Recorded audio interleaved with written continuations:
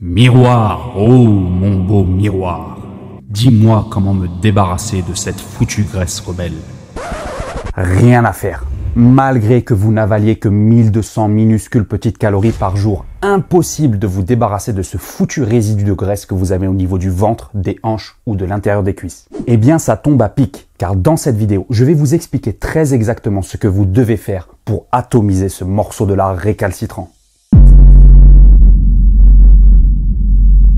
Mais avant d'entrer dans le vif du sujet, je vous arrête. Pouvez-vous légitimement parler de graisse rebelle? Ce que je veux dire par là, c'est avez-vous atteint un taux de masse grasse suffisamment bas pour pouvoir considérer que la graisse qu'il vous reste à ce jour est de la graisse rebelle? Si vous êtes un homme, j'estime en effet que vous ne pouvez pas parler de graisse rebelle avant d'avoir atteint au minimum la barre des 15% de masse grasse, tandis que si vous êtes une femme, je dirais que vous ne pouvez pas non plus en parler tant que vous n'êtes pas passé sous la barre des 25% de masse grasse. Au-delà de ces valeurs, votre taux de masse grasse globale est tout simplement trop élevé et vous devez faire des efforts ou continuer d'en faire pour perdre de la graisse. Si votre corps ressemble au physique entouré en gris ici, je vous invite donc à commencer par regarder mes vidéos sur la nutrition et l'entraînement pour perdre de la graisse et gagner des muscles en même temps. Si en revanche votre corps s'approche en toute honnêteté des physiques entourés en rouge ici, cela signifie donc que vous possédez un taux de masse grasse inférieur à 15% si vous êtes un homme et à 25% si vous êtes une femme. Et si à ce stade-ci vous n'arrivez pas malgré vos efforts à vous débarrasser de la graisse de votre ventre, de vos hanches ou de vos cuisses, alors là oui, vous pouvez légitimement considérer que cette graisse est rebelle. Cette vidéo est donc faite pour vous.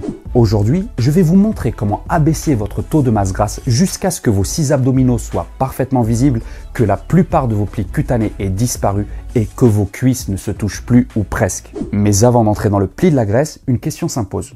Pourquoi a-t-on de la graisse rebelle? Si vous avez de la graisse rebelle, c'est parce qu'une partie de la graisse que vous possédez est physiologiquement conçue pour être plus difficile à perdre que l'autre. Les graisses dites rebelles possèdent en effet une variété de récepteurs cellulaires à leur surface qui les rendent plus résistantes à la mobilisation. Pour la faire courte, les récepteurs bêta accélèrent la mobilisation de vos graisses, tandis que les récepteurs alpha la ralentissent.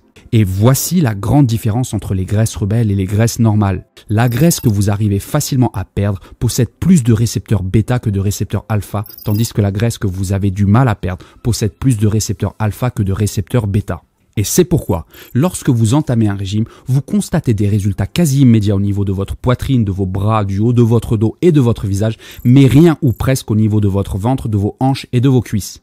La graisse de ces zones rebelles contient beaucoup de récepteurs alpha, ce qui les rend résistantes à la mobilisation et donc à leur reconversion en énergie. Une autre raison qui explique pourquoi vous avez plus de mal à perdre la graisse au niveau de ces zones rebelles, c'est parce qu'elles sont généralement moins bien irriguées en sang que les autres. Or, pour que les catécholamines puissent être correctement acheminées vers les récepteurs à la surface de vos adipocytes, encore faut-il qu'elles puissent voyager vers eux via vos vaisseaux sanguins. De ce fait, moins une zone de votre corps est-elle irriguée en sang, moins les catécholamines peuvent y être acheminées convenablement pour déstocker les graisses que ces zones contiennent. Mais ne vous morfondez pas. Ce n'est pas parce que la graisse de ces zones rebelles est plus difficile à atteindre et à cramer que vous ne pouvez pas vous en débarrasser une bonne fois pour toutes. Pour ce faire, il y a en effet 3 leviers sur lesquels vous pouvez agir. D'un, vous pouvez accélérer la vitesse globale à laquelle vous perdez de la graisse. De 2, vous pouvez aider votre corps à mieux mobiliser les graisses qui possèdent beaucoup de récepteurs alpha à leur surface. De 3, enfin, vous pouvez aider votre corps à brûler plus efficacement l'énergie libérée une fois que vos graisses ont été mobilisées. Et voici comment y parvenir. Clé numéro 1. Imposez-vous un déficit calorique modérément agressif. Pour perdre de la graisse, la base c'est de créer et maintenir un déficit calorique. C'est même la condition sine qua non. Sans déficit calorique, pas de perte de gras. La seule particularité dans le cas de la graisse rebelle, c'est que votre objectif doit être de perdre du gras aussi vite que possible tout en préservant vos muscles et accessoirement aussi votre santé. Pour y parvenir, vous devez donc créer un déficit calorique suffisamment grand pour que votre organisme aille taper dans vos réserves de graisse corporelle, mais pas trop grand non plus pour qu'il n'aille pas taper en même temps dans votre masse musculaire. De quelle ampleur doit donc être ce déficit calorique? Si l'on s'en réfère à une étude conduite en 2014 auprès de sprinteurs et sauteurs en hauteur professionnelle, il semblerait qu'un déficit calorique de l'ordre de 20 à 25% des apports caloriques de maintenance soit optimal pour maximiser la perte de gras. Je vous recommande donc de viser un déficit calorique modérément agressif correspondant à moins 15 à moins 25% de vos besoins énergétiques de maintenance. Pour ajuster l'ampleur de ce déficit, utilisez l'évolution de votre poids hebdomadaire comme indicateur. Si vous perdez plus de 0,75 kg par semaine, votre perte de poids est trop rapide, réduisez donc votre déficit calorique. Si vous perdez en revanche moins de 0,25 kg par semaine, votre perte de poids est un peu trop lente et il serait judicieux de l'accroître. Bien entendu, pour créer ce déficit calorique, votre principal outil, c'est la nutrition. Pour commencer, vous devez mieux manger en écartant tous les produits transformés sucrés et ou trop gras de votre alimentation et en les remplaçant au maximum par des légumes et des légumineuses. Ces aliments ont en effet un pouvoir coupe-faim très puissant. De plus, ils possèdent un excellent ratio nutriments-calories. Pour préserver au maximum votre masse musculaire tout en optimisant votre perte de masse grasse, augmentez également votre apport protéique en visant 2,3 à 3,1 g de protéines par kilo de masse sèche par jour. Par exemple, si vous pesez 80 kg et que votre pourcentage de masse grasse est de 12%, donc que votre masse sèche s'élève à 70,4 kg, cela signifie donc que vous devez viser entre 160 et 220 g de protéines par jour durant votre sèche. C'est ce que recommandent les auteurs Helms et consorts dans l'une des seules méta-analyses à avoir étudié les effets d'un apport protéique élevé sur des bodybuilders en phase de sèche. Vos apports en glucides ne doivent par ailleurs pas dépasser 40% des calories quotidiennes que vous ingérez. D'après les auteurs Phillips et Van Loon, ceci correspond pour la majorité des personnes à 3 à 4 grammes de glucides par kilo de poids corporel par jour. Vous privilégierez alors les glucides à index glycémique bas, sauf autour de vos séances d'entraînement où vous pourrez consommer des sucres à index glycémique plus élevé, comme des fruits frais ou des fruits secs. Enfin, concernant votre apport en lipides, limitez-vous à 1 g de lipides par kilo de poids corporel par jour. Idéalement, ne dépassez même pas 0,7 g de lipides par kilo de poids corporel par jour, que vous répartirez alors à un tiers entre graisse saturée, graisse monoinsaturée et graisse polyinsaturée.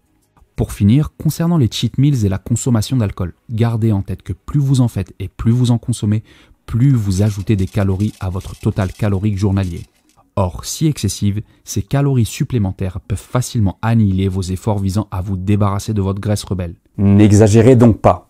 Clé numéro 2. Continuez de soulever des charges lourdes. Développer votre force et vos muscles alors que vous êtes en déficit calorique a 2 énormes avantages.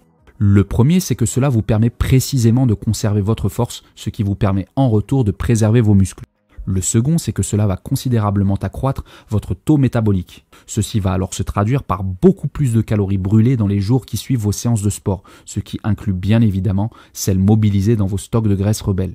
Ceci étant dit, permettez-moi de répondre à une question qui fait débat. Certains exercices de musculation permettent-ils en effet de cibler la graisse rebelle ? Il est en effet courant de voir des gars à la salle aligner les crunchs et les side bends ou ces mesdames enchaîner les adductions à la machine dans l'espoir d'atomiser la graisse localisée sur leur ventre, leurs hanches ou leurs cuisses. Sage idée, ouvrez l'entreprise. Pour commencer, sachez que cela ne sert à rien de faire ces exercices dans ce but si vous n'êtes pas en déficit calorique. N'oubliez pas la règle d'or, sans déficit calorique, pas de perte de gras. Ceci dit, bien que j'ai moi-même souvent affirmé que la perte de gras ciblée est un mythe, il existe quelques cas de figure dans lesquels vous pouvez accélérer votre perte de masse grasse au niveau local. Une étude conduite en 2017 le confirme. Dans le cadre de celle-ci, des jeunes femmes qui ont entraîné seulement le haut de leur corps ont perdu davantage de masse grasse au niveau abdominal que des femmes qui n'ont entraîné que le bas de leur corps. Mais ces dernières ont pour leur part perdu davantage de masse grasse au niveau des cuisses. En travaillant régulièrement une zone, il semblerait donc possible d'accélérer la mobilisation et l'oxydation des graisses rebelles qui s'y trouvent, pourvu encore une fois d'être en déficit calorique. Un autre avantage, c'est qu'en travaillant régulièrement des muscles comme vos abdominaux, vous les développez, ce qui peut vous permettre de les voir apparaître à un taux de masse grasse plus élevé que s'ils ne l'étaient pas. Quand vos abdominaux sont épais, vous n'avez en effet plus besoin d'être aussi sec pour qu'on puisse les voir. La preuve, c'est que je suis actuellement à 11% de masse grasse et cela ne vous empêche pas de voir mon six-pack en entier. Clé numéro 3. Faites de l'entraînement en intervalle à haute intensité. Je ne vais pas m'étaler en long, en large et en travers sur les effets brûle-graisse de l'entraînement à haute intensité ou HIIT. Je l'ai déjà fait dans ma vidéo sur l'entraînement pour perdre de la graisse et gagner des muscles en même temps et je vous invite à la voir ou la revoir en cliquant sur ce lien. En 2 mots, sachez que le gros point fort du HIIT, c'est que c'est beaucoup moins chronophage et beaucoup plus efficient pour perdre de la graisse que le cardio à faible intensité. D'après la recherche scientifique, 25 minutes de HIIT permettraient en effet de brûler autant de gras, sinon plus, que 60 minutes de cardio à rythme constant. Parmi les autres avantages scientifiquement prouvés du HIIT, celui-ci permet également de booster votre métabolisme pendant plus de 24 heures, d'améliorer la sensibilité à l'insuline de vos muscles, ce qui en retour leur permet de mieux absorber et utiliser l'énergie de la nourriture que vous leur donnez, d'élever vos niveaux de catécholamines qui sont les molécules qui mobilisent vos adipocites. Blablabla, blablabla, blablabla, blablabla. Bref, vous avez compris l'idée. Le gros avantage du HIIT, c'est que vos sessions n'ont pas besoin de durer plus de 20 à 25 minutes. C'est pourquoi, pour maximiser votre fonte adipeuse, je vous recommande de faire de 2 à 4 séances de HIIT par semaine sous la forme de sprint, de fractionné, d'entraînement en circuit, de WOD de crossfit, de boxe, de parties de jambes en l'air ou autre. Clé numéro 4, entraînez-vous à jeun. S'entraîner à jeun est une technique réputée pour carboniser de la graisse rebelle.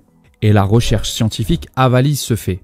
Faire du sport à jeun permettrait en effet de brûler davantage de calories que d'en faire juste après avoir mangé. D'un point de vue physiologique, cela tombe sous le sens, puisque quand vous vous entraînez juste après avoir mangé, vos taux d'insuline sont élevés.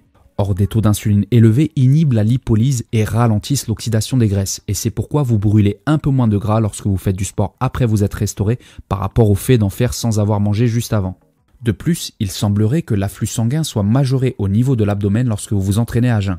Vos catécholamines peuvent donc atteindre vos graisses rebelles plus facilement, ce qui accroît leur mobilisation. Attention, cela dit, faire du sport à jeun ne peut vous aider à perdre de la graisse que si, et seulement si, vous êtes en situation de déficit calorique. Car si vous faites 2 heures de sport à jeun 4 matins sur 5, mais qu'ensuite vous passez le reste de la journée à vous empiffrer de cochonneries, la seule chose que vous perdrez, c'est votre temps, à commencer par celui que vous êtes en train de gaspiller devant cette vidéo.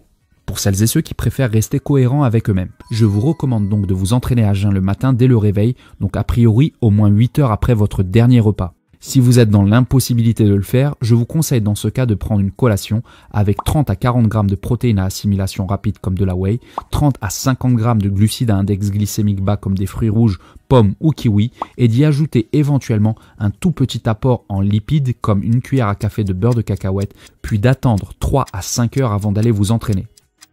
Bien entendu, si vous entraîner à jeun peut vous aider à carchériser plus rapidement votre graisse rebelle, il y a un inconvénient majeur au fait de le faire. Cela accélère aussi la dégradation de vos tissus musculaires, le fameux catabolisme.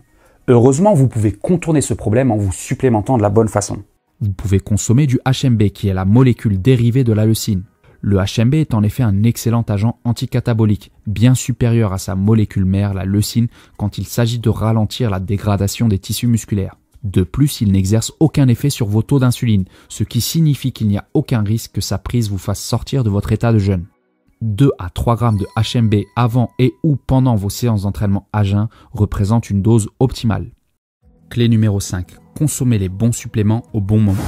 Il existe des centaines de milliers d'allégations sur les vertus brûle-graisse de 1001 suppléments divers. Je me contenterai ici de vous parler de ceux dont les vertus sont étayées par la science et dont j'ai pu tester l'efficacité au cours de mes quasiment 17 années d'entraînement. Le premier supplément brûle-graisse, tout le monde le connaît, c'est la caféine. La caféine peut vous aider à perdre du poids et de la graisse en augmentant votre température corporelle et donc la quantité d'énergie que votre organisme brûle durant la journée. De la caféine, on en trouve bien évidemment dans le café, mais aussi sous forme de gélules ou de poudre hautement concentrée. Personnellement, je préfère le vrai café qui, en plus d'être aisément accessible, est bourré d'antioxydants bénéfiques pour la santé. Mais si vous n'aimez pas le café, vous pouvez bien évidemment opter pour la supplémentation. Pour des résultats optimaux, la recherche démontre qu'il faut viser 3 à 6 mg de caféine par kilo de poids corporel par jour à consommer dans la demi-heure ou les 45 minutes précédant vos séances de sport. Parce que le degré de sensibilité à la caféine varie considérablement d'un individu à un autre, je vous conseille vivement d'améliorer petit à petit votre tolérance à sa consommation en augmentant graduellement les doses, surtout si vous n'avez pas l'habitude d'en consommer.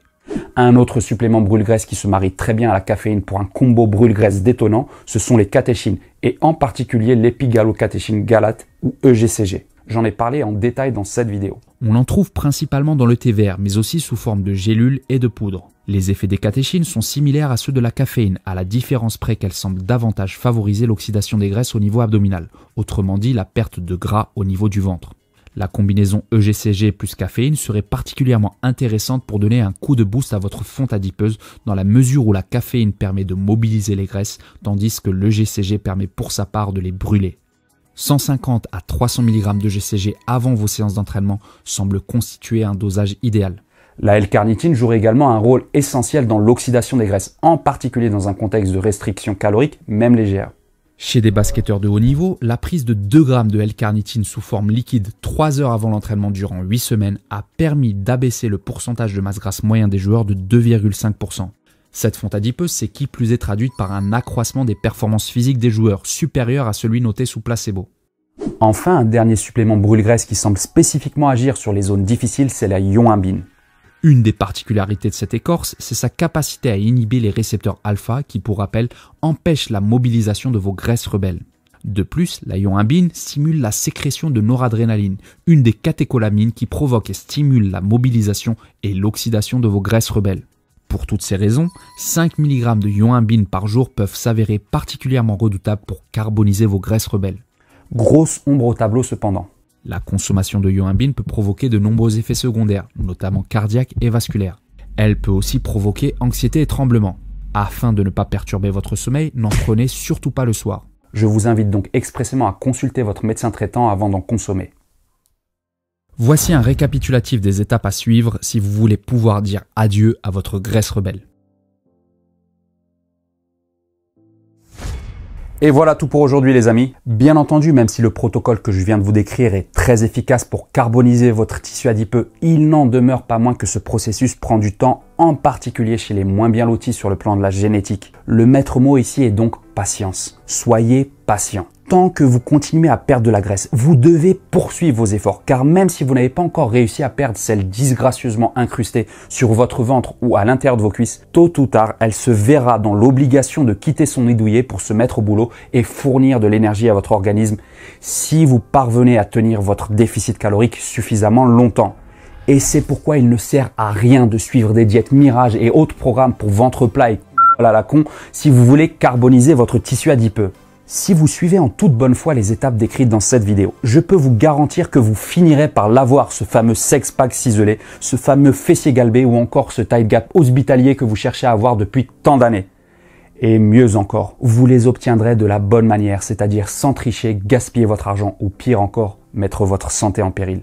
Si cette vidéo vous a plu les amis, martelez-moi ce bouton pouce et partagez-la un maximum autour de vous, en particulier auprès des personnes de votre entourage qui cherchent peut-être à perdre de la graisse en ce moment mais ne savent pas par où commencer. Le seul point que je n'ai pas abordé dans cette vidéo, ce sont les conditions hormonales qui peuvent entraver votre perte de masse grasse, mais j'en parlerai dans une prochaine vidéo. Donc pour ne pas la rater, abonnez-vous à ma chaîne et n'oubliez pas d'activer la petite cloche à notification ici. Bref, soyez aux abonnés présents plutôt qu'aux abonnés absents. Et pour celles et ceux qui le sont déjà, je vous remercie. À très bientôt les amis. Si cette vidéo vous a plu, abonnez-vous à ma chaîne et n'oubliez pas d'activer les notifications.